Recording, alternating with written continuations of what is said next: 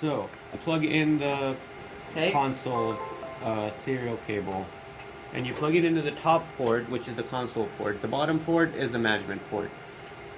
And then we start PuTTY on Windows, because Windows is lame and it doesn't have a built-in serial tool. After that, you go right here, you click Serial, and we go to Device Manager to see what this port is plugged into, what virtual serial port this is plugged into. We go into Device Manager, you see ports, COM, and you see the only one plugged in right now is COM4, so that's gotta be it. And in PuTTY, we select COM4, and we open. Now we're in. And now, press enter maybe, we're in. So when you're setting up the switch or router for the first time, it's going to ask you to enter the initial configuration dialog. We're going to say no, because we can just manually configure the settings here. And would you like to terminate auto install? Yes, I would like to terminate auto install. And then enter, you just press enter to go into. Once we're in the PuTTY terminal, we can copy these instructions I have under network Cisco configuration on XWiki, and you just copy these, and some of the variables you have to change, like host name and password, you manually set those, but other than that you can just copy paste things as is. So I'm gonna copy this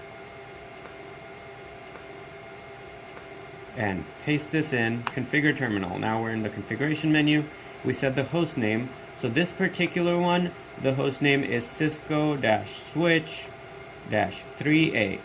Our switches are labeled 3A, 3B, 4A, 4B, so on and so forth. And there's 2 routers to a switch.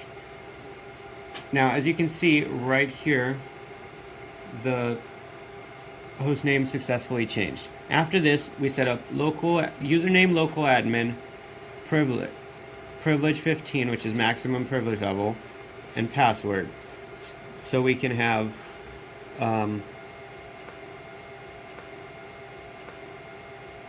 okay, once we have the password set, which I hid right here, we can copy the rest of the instructions as is. Basically what we're doing is we're setting the default domain, we're enabling SSH, and we're setting SSH as the only remote input option. And after that, we're enabling the management interface, which is Gigabit Ethernet 00 on these switches. On the routers, it's different. It's usually Gigabit Ethernet 0, not 0/0. But in this case, it doesn't matter. And we just copy this, and then we save config with copy running config startup config. So we copy this and paste this in. And as we're pasting this in, it'll start building the new configuration. And it prints out this all this stuff saying SSH is up. All these details mean SSH is up. Now we should be able to remotely log in once we connect this to our management interface.